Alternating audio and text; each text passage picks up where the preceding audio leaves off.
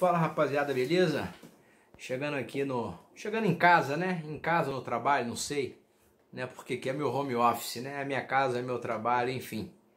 Mas em breve aí, como todos vocês estão cientes, o escritório Criminalista BH estará pronto. Estamos aí finalizando aí com adornos, com a parte de marcenaria. Em breve todos vocês nos farão uma visita lá. Um escritório bem equipado, preparado para recebê-los. Mas enfim, voltando agora da diligência no Ceresp da Gameleira. Cheguei lá por volta das 16h30, fui atender o meu possível cliente às 18h15, ou seja, 1h45 esperando, né? Tanto de advogado trabalhando, agentes penitenciários, todo mundo aí no sistema, aí na ralação, na correria, porque a advocacia e o direito de liberdade não param, né? E todo mundo correndo risco, mas tem que meter o pé e botar a cara mesmo, porque não tem outra saída não.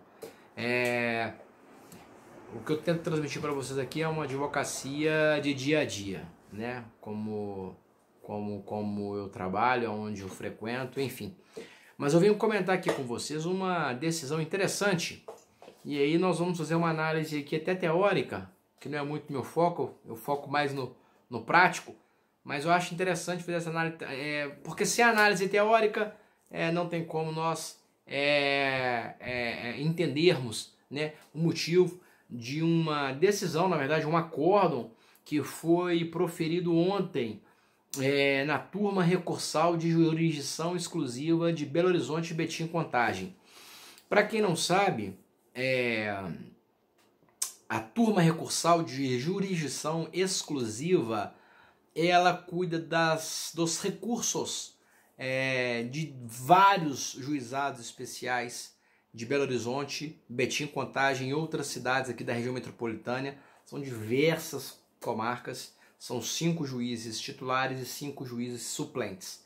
Eles que são responsáveis por essa gama aí de processos que aportam, né, em seus gabinetes todos os dias. Um serviço pesado, bastante puxado, né? E ontem eu era um dos últimos, fiz uma sustentação oral, ela já está aqui no feed, está no Telegram, está no YouTube, tá? Quem quiser vai lá dar uma olhadinha, se gostou, curte, comente, critique, enfim.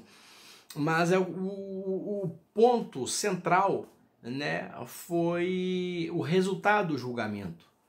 O resultado do julgamento se tratava inicialmente de uma queixa-crime, que é uma ação civil privada, né, em que um cidadão propõe em desfavor de outro cidadão por crimes que caibam esse tipo de ação. Exemplo, os mais claros aí da calúnia, da difamação, da injúria e dos crimes contra a honra. Né? Então eu fui socorrer esse cliente, fui contratado e propus essa queixa-crime lá na comarca de Ibirité. E o que ocorreu? O processo transcorreu normalmente, né? Aquela fase preliminar, né? Onde são ofertadas ali ao querelado, né? Entre aspas, o acusado, né? Ou o autor do fato, como queiram, as medidas despenalizadoras. Ele fazia direito, né? A transação penal, suspensão condicional do processo, recusou todas, enfim, fomos para a instrução, ele foi interrogado e alegações finais de ambas as partes, manifestação do Ministério Público como custo legis, e foi proferida uma sentença em que esse cidadão foi absolvido. Ou seja, não foi interessante para nós que estávamos do lado de cá, da acusação.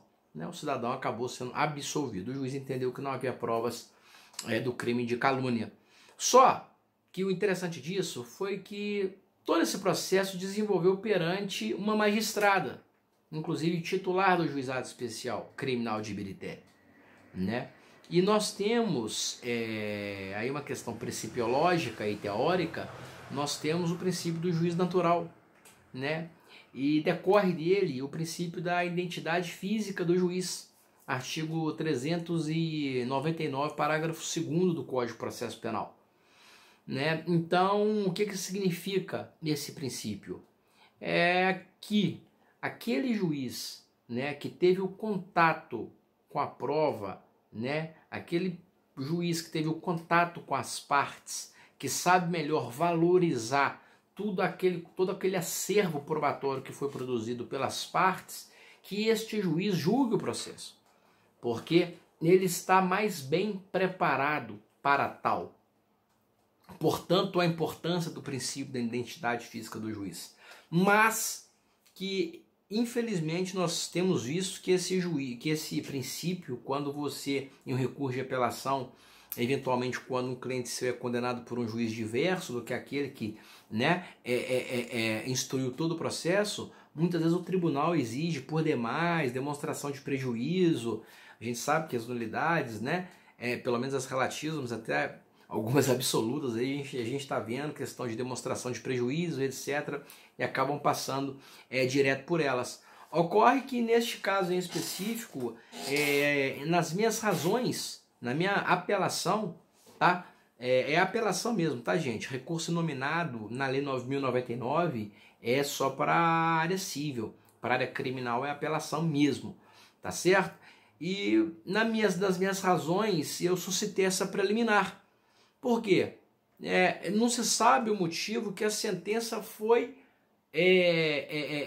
prolatada por um outro juiz da comarca. Me parece até que um juiz auxiliar ou que estava colaborando, não sei. Mas não pela juíza titular, né? Essa juíza natural, né? Que deveria ter julgado a causa. Eu levantei essa preliminar e parti para a questão meritória. Posto esse feito em pauta, isso na data de ontem, eu sustentei. E para quem não sabe, juizado especial, sustentação na turma recursal, são apenas 5 minutos. Então você imagina, o criminalista já fala pouco, né? O criminalista gosta de falar pouco, né? Como vocês imaginam.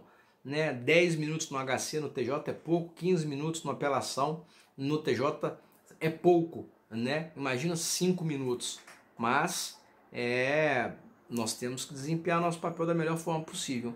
E assim foi feito.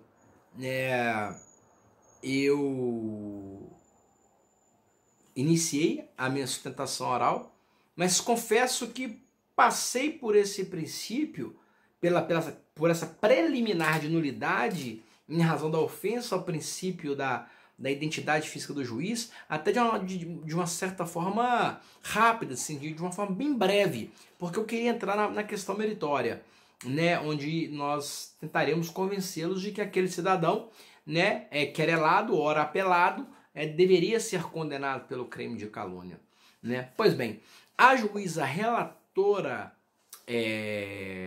deste processo houve por bem acatar a preliminar e anular a sentença de primeiro grau em razão da ofensa ao princípio da identidade física do juiz, né?